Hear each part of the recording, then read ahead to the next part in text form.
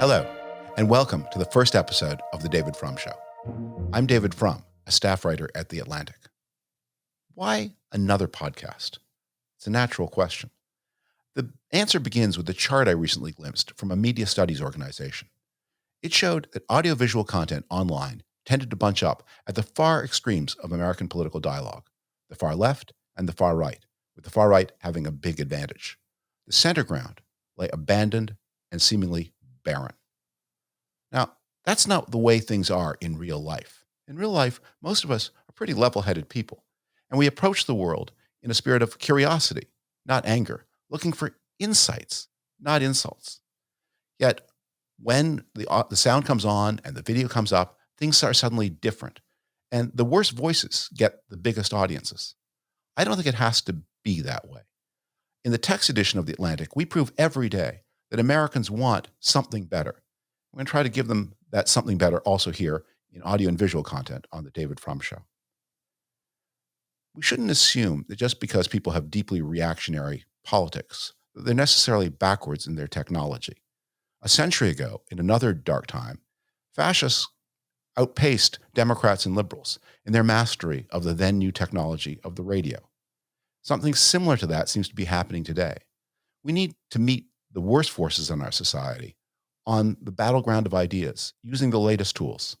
And that's what we're going to try to do here. You know, when people produce honest information about vaccines, about trade, about anything else that's important that has unfortunately become controversial, of course, the production of that information costs resources, and those resources have to be paid for. The unfortunate result is that the truth is often paywalled, while the lies are always free.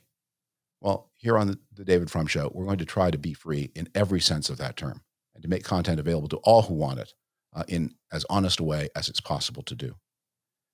My first guest this week will be Ambassador Rahm Emanuel, who has served the United States in many capacities. I'm going to be talking to him at the beginning about one of those capacities, his service as White House Chief of Staff during the financial crisis of 2009, another steep collapse in financial markets. What similarities does he see between now and then? What differences, and what lessons does he have to offer us?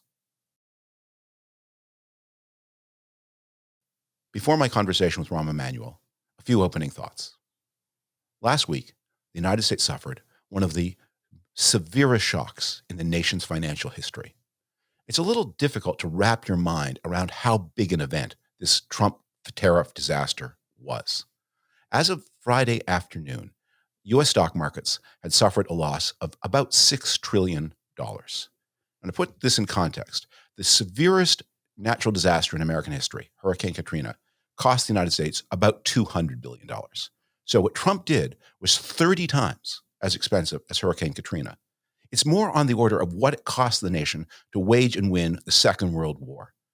Now, stock market valuations come and go, and perhaps some of this money will be recovered. But other forms of damage that Trump did never will be.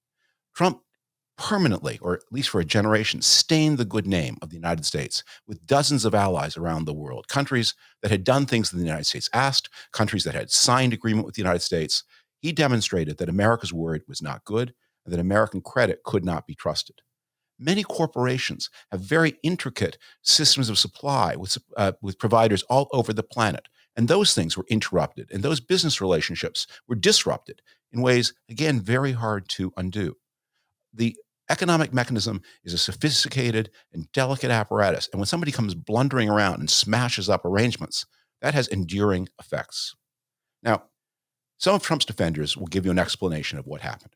They will tell you that woke financial markets, guided by people who hate Trump, went on a kind of petulant rampage against Trump's America First agenda. Can we pause to understand and absorb how childish a way of thinking this is? Financial markets are made up of millions of people making billions of decisions involving trillions of dollars. They are as impersonal as the tides. The financial markets crashed because all of those decision makers across so many countries, across so many time zones, collectively assessed that Donald Trump had sliced a huge amount of value out of every company traded in the United States And although we couldn't see it, also out of every company not traded in the United States. There are some 30 plus million companies in the United States. Almost all of them must be poorer this week than they were last. To understand why these financial markets reacted as they did, we need to begin by understanding what a tariff is. In the simplest terms, a tariff is a tax on any good imported into a country. But most of us experience those tariffs as taxes on things we consume: fruits and vegetables, electronic equipment, maybe an automobile.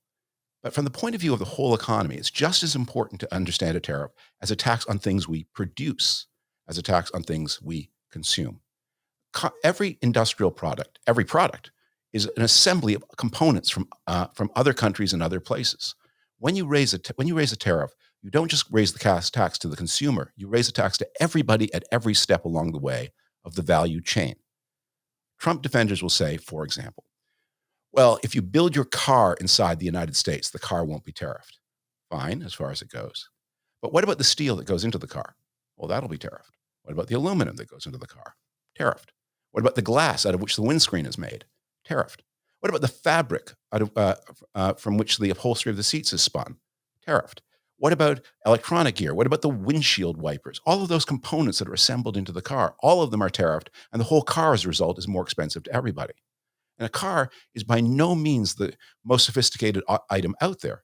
Think about iPhones, think about airplanes. They are just giant assemblies of components and subcomponents that come from all over the planet. And every one of them is more expensive, and therefore the final product is not only more expensive, but more disrupted. Because, of course, manufacturers these days expect things to arrive just in time. They don't keep warehouses full of parts. They bring the parts in constantly in container ships from all over the planet. And when Trump acts in the irrational and unexpected way that he did, he disrupts all of those systems of delivery. Tariffs do one other thing that is very important to understand, which is they invite corruption. They invite the corruption at the highest level of society, because every business in America, every business in the world will now be on its way to Mar-a-Lago seeking a special exemption or a special favor for itself or some countervailing subsidy. And of course, Trump will exact a price for those favors, buy his meme coin to direct wealth to members of his family, make a documentary and pay his wife or his child for the right to make the documentary. Do that, and your tariff might be lifted. It also invites corruption that touches each of us more personally. There's going to be, in a few days, a 60% difference in the cost of an iPhone in Toronto or Vancouver from the cost of an iPhone in the United States market. Smugglers will arbitrage that extraordinary difference. And there will soon be goods moving on foot, by car, by truck, by boat, by plane, by container ship, from all the rest of the world into the uniquely high-priced terrain of the United States. It's hard enough to police fentanyl. Fentanyl is something that everybody agrees is wrong. When smugglers are moving things like pepper and cinnamon and coffee and toilet paper and flat screen TVs, no one's going to think that's wrong. They're going to think those people are bringing them a better bargain. The idea that we're going to all pay more for tube socks, as Peter Navarro, the Trump economic advisor, said, well, some will, but many people will be looking for bargains from off the back of a truck from a guy who knows a guy who knows a guy. You'll hear excuses for what Donald Trump did. It'll be said, for example, that what he's really trying to do is raise revenues to fund the United States and make possible a cut in the tax rate, or maybe abolish the income tax altogether. You can't know a lot of math if you're going to believe that, because the numbers just don't work. And that's even before the tariffs cause a recession and invite all this smuggling. Tariffs are not going to be a substitute for any kind of tax revenue. They don't begin to pay the cost of a modern government, but the government that Trump wants, including the defense establishment he wants. One of the reasons the United States moved away from tariffs more than a century ago was precisely that modern government costs more than a tariff can possibly sustain without terribly damaging effects. It'll be said, well, okay, what he's really doing is trying to force countries to make deals with the United States, and the phones will be burning up as nation after nation calls Trump to make a deal. We'll be signing all of these free trade agreements. Now notice, the claim that these are invitations to negotiate completely contradicts the claim that they're here to raise revenue. If they're here to raise revenue, the tariffs are supposed to be taxes that stay in place forever. If they're to be negotiated away, they're not going to raise much revenue. If they raise much revenue, they can't be negotiated away. Well, it'll be said, no. The whole point of this thing is in order to counter China. China is such a predator. China is such a threat. China is such a difficult neighbor. We're going to bring jobs back from China. But if the goal here is to counter China, why alienate every other nation in the Pacific? The United States, to balance a country as big as China, is going to need friends. And it has alienated those friends from Vietnam, Indonesia, Malaysia. Every one of them is looking at the United States and saying, little as we like the Chinese, they're at least predictable. You guys are erratic. Maybe we're safer with them than with you. And we're certainly not falling in line with any counter Chinese scheme you have because you might smack us in the face for no reason with no notice. The last thing that is sometimes said, and the president himself has said this in social media, is that what you're seeing is the working out of a master plan to lower interest rates. Well, you can lower your property taxes by burning down your house too. That doesn't make that a good plan. Yeah, if we go into a major economic recession, as it looks like we're going to do, yeah, interest rates will probably come down. They're very low during the Great Depression. They were very low during the financial crisis. The goal is not to have low interest rates. It's to have lower interest rates consistent with high levels of economic activity. Causing a recession to bring down interest rates is no kind of solution to any kind of rational problem. It's an excuse after the fact. Anyway, none of this is true. Trump's actual idea is the United States should be running a trade surplus with the whole world, and not just the whole world together, but each country in the world. And anytime there's any country with which the United States runs a trade deficit, that country is ripping the United States off. So if, for example, impoverished Madagascar is selling the United States more vanilla beans than it buys software and airplanes and insurance from the United States, then Madagascar is ripping us off by letting us have real vanilla. Is that crazy or what? The whole world is an interlocking system of trade. The United States is not the center of the universe with everyone having a one-on-one relationship with the United States. Countries sell to the United States to buy from other countries. Countries buy from other countries to sell to the United States. Everything is interlocked. And the United States will have different kinds of relationships with different kinds of countries at different stages in development. And through it all, the United States has remained the wealthiest country in the world with the most sophisticated markets. Donald Trump keeps trying to tell Americans they've failed, that the country isn't great, that the country is some kind of economic disaster, when in fact its economy on Inauguration Day, 2025, was the envy of the world. Only today is that economy an object of pity. Let's think about it for a minute, about all of this from the perspective of other countries and other peoples. There's a story told about the great British general, the Duke of Wellington, winner of the Battle of Waterloo against Napoleon. After the battle, many years, a friend was riding in the countryside with the Duke of Wellington, and they observed a rise in the landscape. As they approached the rise, the friend said to the Duke of Wellington, "This is so pretty. I wonder what the other side looks like."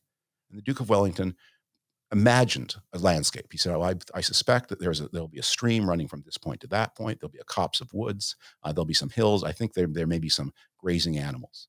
They passed over the top, and indeed, everything was as the Duke said. Friend said, "Have you been here before? How did you know?" The Duke of Wellington replied, "Well, I'm a general.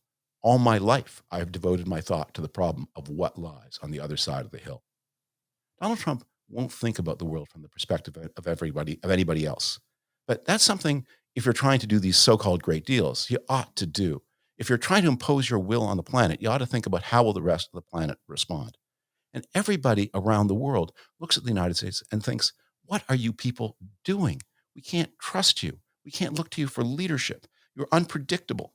We are seeing action after action that can't be explained. Your betrayal of Ukrainian troops in the field, your abandonment of the island of Taiwan, this outrageous and deliberate act of unprovoked economic aggression, and the miserable, mean-spirited treatment with which you attack visiting tourists and people who may have had a mistake on their visa. You throw them in prison forever. What kind of country are you? We look different in the eyes of the world than we did just a few weeks and months ago. And the rest of the world will respond by saying, even if you change your mind about all of this, even if Donald Trump rolls back the tariffs, we still need to keep our distance from you. We need to think about buying fewer weapon systems from you because you can't be trusted. We need to think about developing military systems that are independent of yours because you can't be trusted. We need to think about strategic autonomy from you because you can't be trusted. We need to think about finding new kinds of trading relationships and new kinds of partners because you can't be trusted. Trump will end. Someday, this will all be history. But the consequences will not fade so fast. And let me say a personal word about that. I come from Canada. I still spend a lot of time there. I have friends and relatives there. And My generation of Canadians undertook a long argument about the kind of relationship that Canada should have with the United States.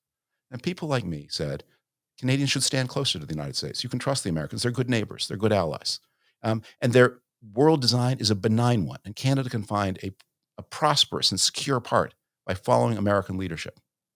People like me, we feel very betrayed right now. And I think that memory, that's not going to fade so fast. Rahm Emanuel, thank you so much for joining the podcast. It's such an honor to have you. Thank you, David. Thank you very much.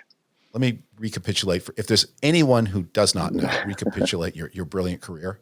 Senior advisor in the Clinton White House, member of Congress and member of the Democratic House leadership, chief of staff to President Obama, mayor of Chicago, ambassador to Japan. That is quite a perspective on history. I wanted to ask you about one particular moment in your perspective on history, which is you were there in 2009 for one of the severest economic shocks in American history. As you and I speak, where the United States is suffering another one. You got some perspective for us about what is going on, lessons we should learn, hope to offer? Here's my kind of take on this moment in particular, and it's kind of a pullback, which is China. In my view, you can't raise tariffs high enough on them. China was becoming the center of focus of energy in the world economy. They shuttered the Chilean steel plant, about to do that to South Africa. There's more than 500 countries that have taken different type of legal actions against China because of unfair trade practices. And the President of the United States just declared Liberation Day in Beijing, not in America, because he's giving them an out-of-jail card to get out, and now made America the focal of everybody's energy and anger and frustration. I think obviously there's this is a on goal. It's the largest tax increase in American history on the American consumer.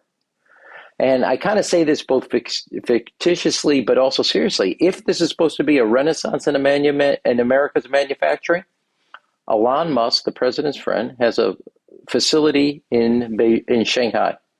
20,000 people work there. He has another one in Berlin, 12,000. Shutter them and bring all the jobs back in manufacturing. Now, the over-under on that, not very good. But this is why it's really one of the worst policies and decisions. And you not only have a collapse in the market, but 5 months ago, the United States was outpacing everybody's economy. We had low unemployment.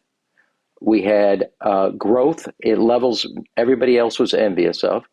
And in 5 months, we're already talking about a 60% chance of a recession, all because one man has decided a new economic theory that was totally reputed.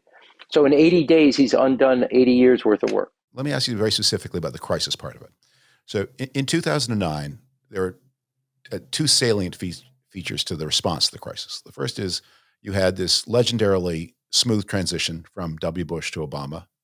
There's a book about it by a political scientist as the smoothest transition maybe in American history. Yeah. And then you had this extraordinary level of collaboration with central banks all over the planet and treasury departments all over the planet.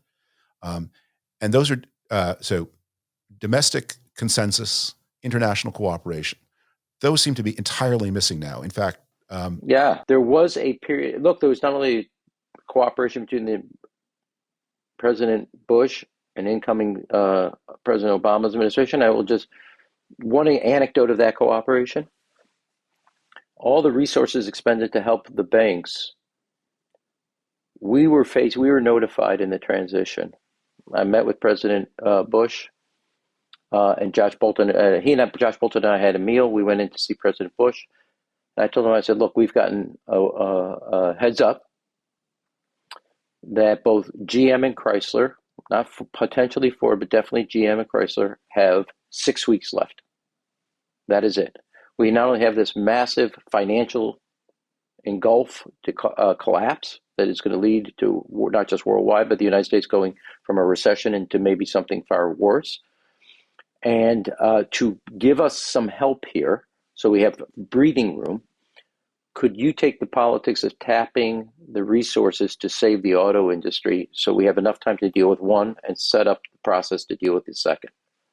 And there were going to be politics about tapping those resources outside the financial sector for the auto industry and all the auto jobs and all the communities. And President Bush said, I'll do it. We negotiated, do we get 8 weeks, 6 weeks? They took the 6 weeks, etc. I think there was 24, I'm doing it by memory, I think they supported with $24 billion for General Motors and Chrysler.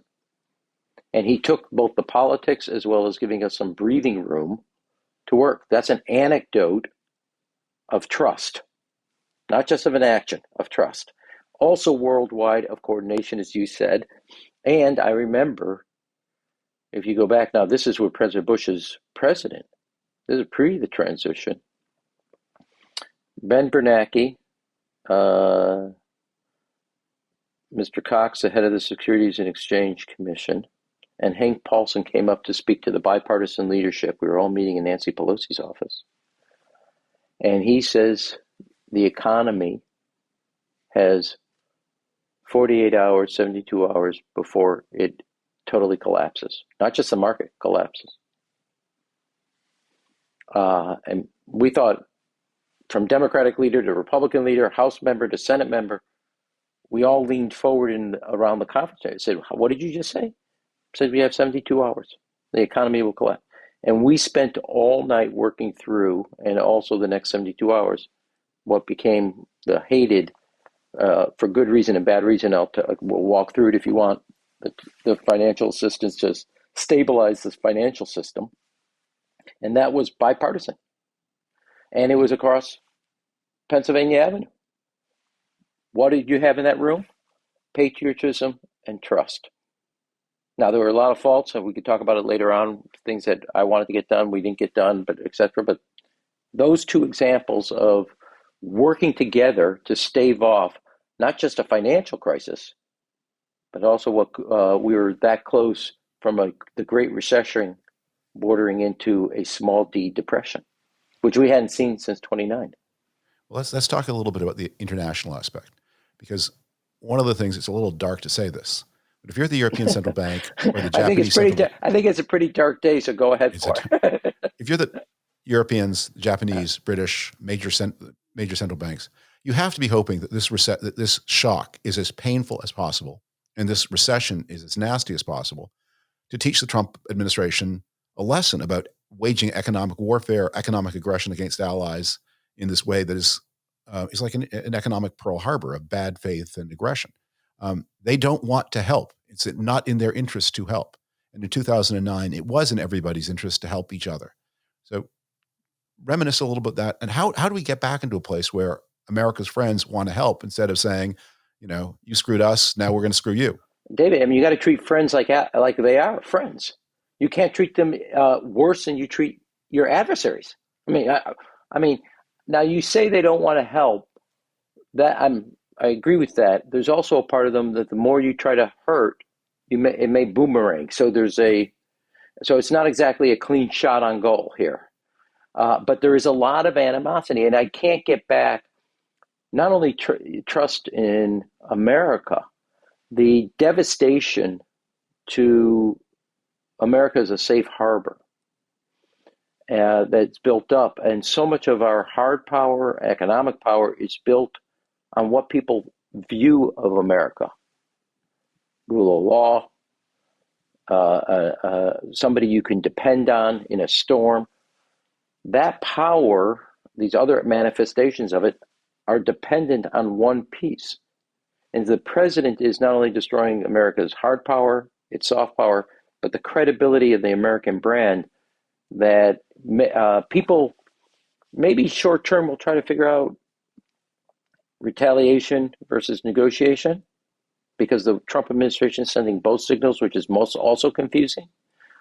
On the other hand, there will be that's short term. Long term, everybody will start to design economic pieces around America and away from America that will hurt America. An example, two things illustrating this point. We spent the lion's share of my time in Japan building a coherent alliance between the United States, Japan, and Korea, isolating China. China, seeing the opening, just created an economic and discussion and partnership between Japan, Korea, and China, isolating America. Very bad for America. Two, forget the countries. Samsung, which was critical to America's export controls against China on semiconductors, just cut a deal with a Chinese company. So we already have a company crack in the united front against China. You don't trust America? You think America is going to treat you worse than they treat its own worst adversary? Then you make your own deals. And now it's going to come which is what I said. They just gave Beijing a get out of jail card. It's like the Chinese have their national slogan, we may be nasty, but at least we're predictable. Well, they're going to show that they're the adult. If you were sitting in Beijing's corridors of power, why would you not take advantage of it? Look, after the Wolf Warrior and after the economic coercion, we organized the Indo-Pacific against China. They knew they were isolated. They kept complaining about it because they had made a massive mistake treating Japan, Korea, Australia, New Zealand, Singapore, Taiwan, the Philippines as the enemy. We organized it. On go by China, we took advantage of it, and China was complaining that we were isolating them in their own backyard. Yeah, we were. Exactly. We isolated the isolator. Now China sees an opening and is basically isolating the United States and taking advantage of it. We just hurt ourselves. Let me ask you very specifically about the view from Tokyo of what is happening right now. Bank of Japan, Japanese Finance Ministry, what are they thinking? What are they doing? Can you give us any insight into that? Well, I think it's they can't make heads or tails. They're having, for lack of a better analogy, vertigo. The world they knew is upside down. Now, think of it, if you're the Japanese, for 4 consecutive years and starting on the 5th, you're the number one foreign direct investor in the United States. 1 million Americans work for Japanese companies. 48% of them are in manufacturing and industrial. Those are years of investment, mainly in the auto industry, but not limited, where you trust America and you invest in America. And they just had the wind spit back in their face. And they've now realized that those were bad investments. That's one. Given the defense piece, they're going to try to figure out, can we work this out amicably? And while we're talking to you, we're going to start these conversations with Korea, Australia, Taiwan, Philippines, the EU, Canada, and develop other economic ties. Now remember, when America pulls out of the Trans-Pacific Partnership, Japan steps in, takes the leadership, and creates that for their own good. They are now going to look at other markets and other ways of becoming less integrated with the U.S. economy and less supportive of 1 million Americans working in companies owned and run by Japanese. So there's a short-term, medium-term, and a long-term. Can we talk about the economic theory or the economic excuses that are offered for what's just been happened? I'm going to stop you there. There is no economic theory. Don't dress it up and put lipstick on a pig. This is all about vindictiveness, anger. There's no economic theory behind this, and this is an on goal of the worst order. Okay, I was just being polite. I was recently in. Why? I'm here. Yeah, we could take polite out of the conversation as a necessity. All right, candidly, I was recently in Austria, and I was in Vienna, and there's a short street there called Dumba-Strasse, which, as an English reader, you read as Dumbass Street. Mm-hmm. And I've been thinking that the whole world has been living on Dumbass Street for too long. But so, okay, granted that let's start about how we live on a smarter street.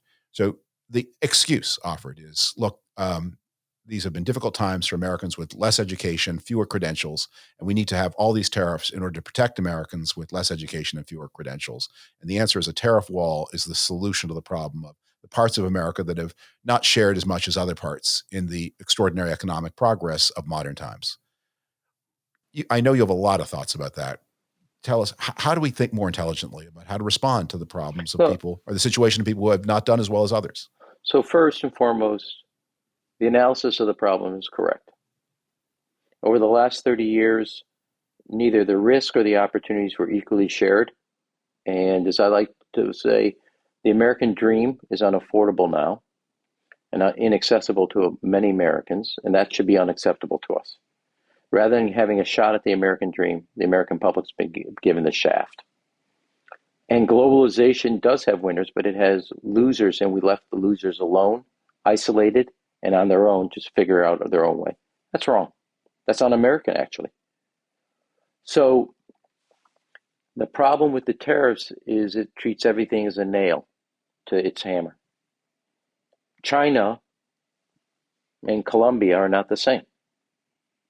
One's a potential ally, the other one's an adversary, one's a potential market, the other one isn't. Colombia doesn't involve itself in economic espionage. It doesn't involve itself in intellectual property theft. China does. That's one. Second, how do you make sure that Peoria, Youngstown, Battle Creek, La Crosse, Wisconsin, Ames, Iowa, are not left on their own to negotiate against China, Mexico, or for that matter, Vietnam? And the best way to do that, in my view, is to invest in Americans and America. And we didn't do that. So while globalization was happening, huge opportunities, also huge risk. Your kids, my kids, are going to succeed. Other people's kids are going to get the shaft unless we give them the tools to succeed, like our families gave our own children to succeed. Which means, one, and I'm not saying I have the exact ticket, but we know it's true in human history. Education is essential for progress, both for society and for the individual. One of the things I try to do in Chicago, we were the first city to make, if you got a B average in high school, community college was free. So everybody had a shot without going into the poorhouse or a second mortgage to get an education past high school, which is where 3/4 of all jobs are. Second, equally valuable, to get your high school diploma, you had to show us a letter of acceptance from a college, a community college, a branch of the armed forces, or vocational education institution. We gave you support, career counseling, kept you on course, so if you wanted to go to the Navy, you knew what math courses, what history classes, what to take, so you were ready. We made post-high school education expectations and requirements universal, not just the Frum and Emanuel children. And third, just shy of 50%, 49.2% of our kids were taking either advanced placement, international baccalaureate, or dual credit, dual enrollment college classes in high school. They were graduating already with college credit and not having to pay for it. So to me, that's number one. Because your education is your passport to a better future. I don't care whether it's going into healthcare at, Malcolm X Community College in Chicago, transportation, distribution, logistics at another school in our community college center, advanced manufacturing at Richard J. Daley Community College. But everybody's going to have the skills so they can navigate the future the best they can. Education is essential. Then investing in science, technology, the critical kind of infrastructure writ large, which means investing in America. And if you invest in Americans in America, I don't care if you're from Beijing, Shanghai, Guangzhou, we're going to kick your butt. I'd always bet on America and Americans. But we got to be honest, the last 30 years, they didn't get that equal investment. They didn't get the peace dividend at the end of the Cold War. And we paid a price for it. And they paid a price. And they have every right to be furious. We had 3 two-term presidencies back-to-back under 2 parties, Clinton, W. Bush, Obama, that made reform and improvement in the standards of educational performance central to their domestic agenda. And yet, we look back on, as you say, the 30 years, I don't think there's a lot of happiness or satisfaction with the results of all the effort that those 3 two-term presidents invested in improving education. What went wrong? Why are we not getting more for the results, for the effort we've made? What lessons do we learn from the disappointment? There's actually an interesting article today. One is, look, I was against I wasn't in office anymore, but I was against what we were doing during COVID because it became clear within 6 months, kids, mortality rates, etc. They're locking kids out of schools for 2 years, and the impact of what COVID did to, especially if you're like a former mayor like me in Chicago, where 84% of your kids are from poverty. Absolutely stupidest thing you could do. And I'm not going to clean it up. It was stupid. Now, there's a story today in the Times and the day you're asking me. It's pretty clear that both Leave No Child Behind by President Bush, President Clinton's 100,000 specialized teachers plus school choice plus other types of things on both reform and accountability, President Obama's basic race to the top, those were actually quite successful academically. They were still slow but steady progress on reading, math, scores, to getting not just the high-end kids, or meaning high-income children of high-income families, but low-income children succeeding. Now, the truth of the matter is, we were replacing teaching with just testing. And there was a reaction both to the left, to the right to it. And then once that accountability was basically erased, you had a deterioration in standards and in educational attainment. And parents, mainly also educators, rebelled against the accountability. Now, testing is only a means of information to improve. What happened was, because of the strictures, we threw the baby out with the bathwater. The testing became, we were teaching towards the test rather than using the test to improve teaching. And it kind of flipped.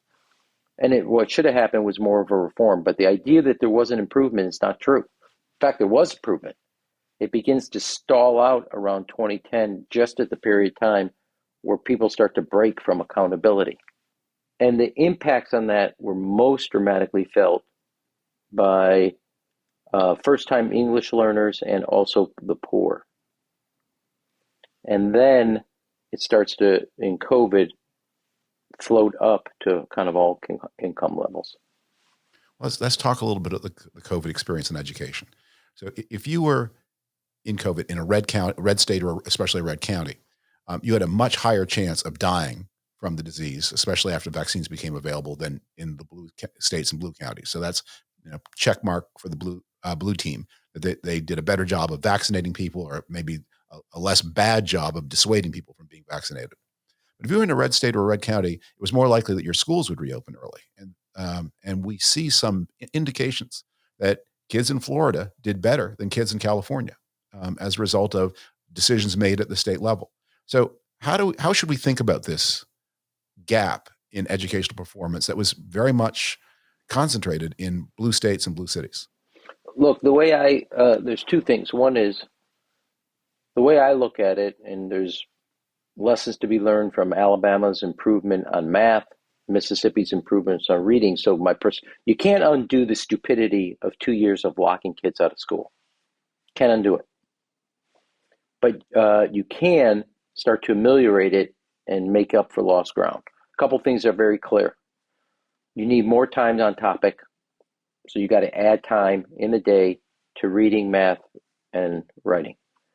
2, testing, so you can find early data on intervention and then apply one-on-one, whether that's in person or by using technology. One of the things that comes out of COVID, that was the one thing that was valuable, and you can start to do one-on-one through technology and tutoring kids so they get more time.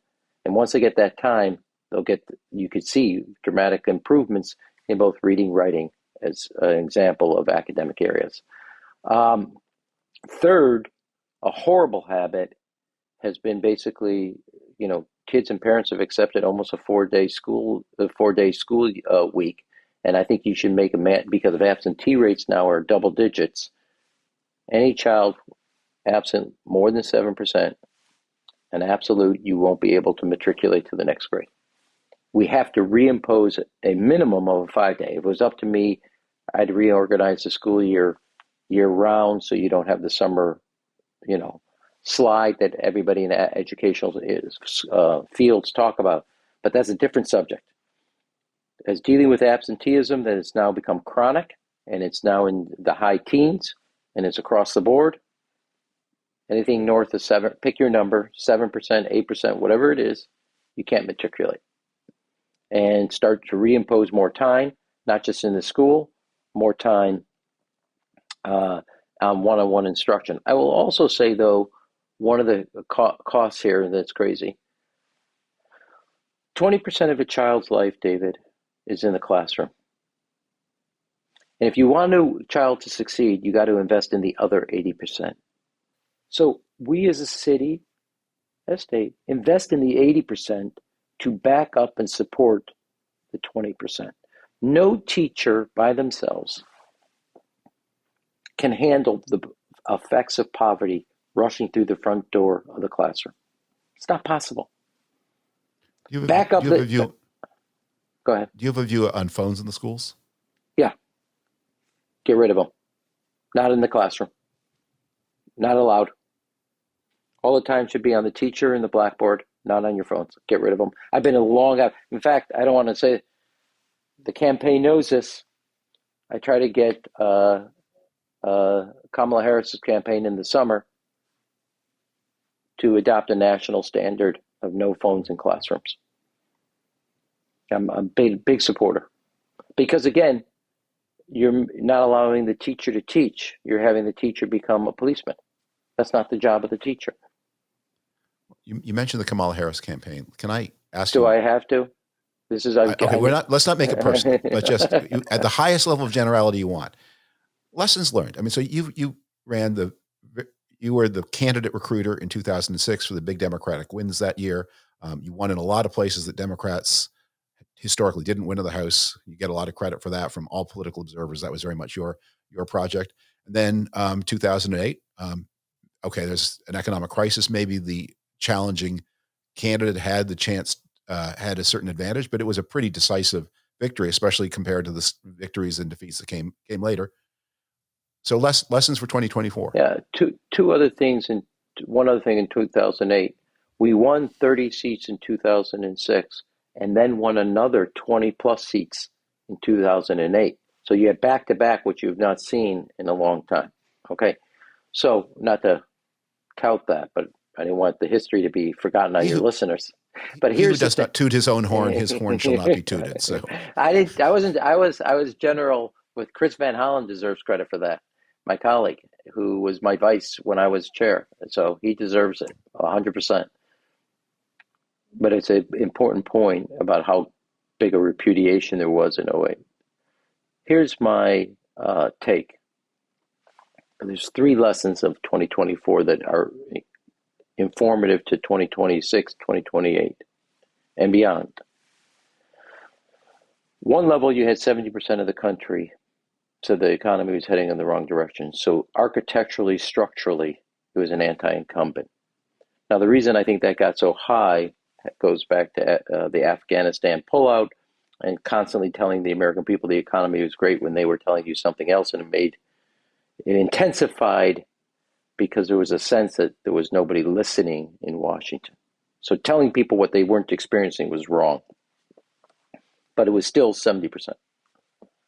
2 below that, there was two Kamala Harris's campaigns. She inherits the nomination, and Joe Biden and her are 8 points down, and by the debate, they're 3 points up. That's a big swing.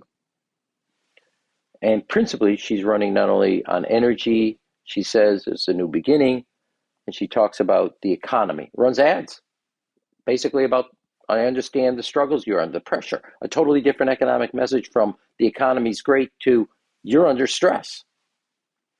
And then, I don't know what happens the morning after the debate, her debate with Donald Trump, but they switch and go to democracy, which was what Joe Biden was running on. I mean, I don't know what happened, and I still don't know this, and I'm like, I don't have an answer for you. But it was like, you go 11 points up, and then you switch. Like, what was wrong with the 11-point swing? You thought you deserved 12? I mean, I don't understand it to this day. And all of a sudden, they go into democracy. If you care about democracy, we had you on hello. You didn't need persuasion. It was on economics. And then the third level, David, which is not the election in 2024, but this moment in time in history. Three seminal moments in my view. First, the war in Iraq. You have $1 trillion, thousands of men and women lose their lives, and their lives are maimed, and it's built on deception, and nobody who was there is held accountable. And it devastates America and Americans and American communities. 6 years later, 5 years later, you have the financial meltdown that we were talking about, and the bankers, and people lose their homes, and the bankers are demanding their bonuses, having destroyed Americans' livelihood and their savings. And again, and this gets back to an argument we had in the Obama White House, because I wanted to do Old Testament justice before we did healthcare. I thought we should do financial reform. Lost that debate, legitimate discussion about the equities of going healthcare before financial reform. But I was the principal advocate for, I thought the system needed, put bankers on the other side and beat the living hell out of them for what they did. And I did. I talked about Old Testament justice, and I said the public needed to see us wrestling with people that they were not only at the top of the economic ladder, but were literally pissing down on everybody else and telling them it was raining. And third, after all that anger at the establishment comes COVID. And we, as Democrats, don the coat of the establishment. And I think those moments broke trust, confidence in the establishment in America. And we're still living with that, as we can see by the re-election of Donald Trump. And you can see it in the rest of the developed world. As I've said before, COVID was not only bad for your body, it wasn't great for the body politic either. And so when you put all that together, both 2020, what happened in 2024 is informative about understanding not just the legitimate parts of why people are angry. They have a right to be angry. Rather than being given a shot, they were given the shaft. And Washington and the people that make it up let them down. The question is on all of us. What did we learn under President Clinton, President Bush, President Obama, and other periods, both the good, the bad, things that we have to correct, things that we have to... That's what we should be doing. What we're doing now is just rage. And we're turning allies into adversaries, and we're giving adversaries a get-out-of-jail card. And that is going to come back to haunt America. Let me ask you a last question before I release you from your generous gift Well, this of time. is not exactly like jail time or parole or probation, okay? Last question. How confident are you that the United States will have free and fair elections in 2026 and 2028? I'm on the 75 percentile that they'll be free and fair. And the 25% that sits there is because of the unilateral disarmament by Donald Trump against Iran, China, and Russia, who clearly have shown they will mess in America's democracy because it, again, destroys the trust the public has in America and its institutions. What he is doing on our cybersecurity with our men and women who man the front lines, the thin blue line in protecting America from our adversaries, want to screw us. They want to screw us. And I would say something else, but that is what they're trying to do. And he just unilaterally disarmed. So I still believe there will be fair elections because I trust at the state level, regardless of blue, red state, the Secretary of States, the county commissioners that are responsible for elections will do the best job they can. They are good patriots. What makes me nervous and is bleeping yellow, could be bleeping red, and I'm not sure, I don't know, is the fact that that old line, paranoid people still have enemies.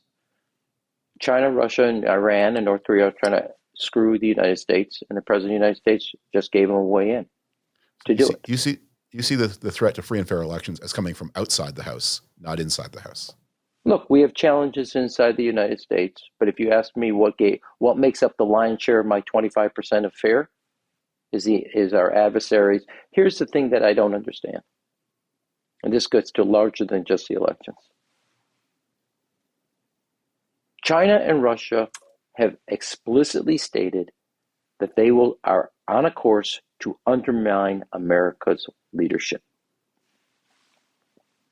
Hard power, soft power, economic power, etc.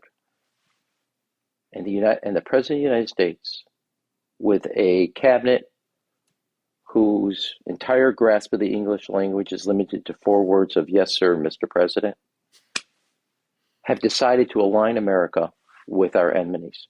Thank you so much for your candor and your time. Yeah. Candor's legendary. The time is scarce. I'm grateful for both. I just wanted the record to note that I cleaned up my language that I usually say at the dining room table. Yeah, I think people are going to be a little disappointed with that. I think there's a certain expectation of what's coming, and then they don't get it. But think about the positive. There's a moment of maturity by Rahm. Who knew it was possible? Who knew? Thank you so much. All right. Bye-bye. Thanks, David.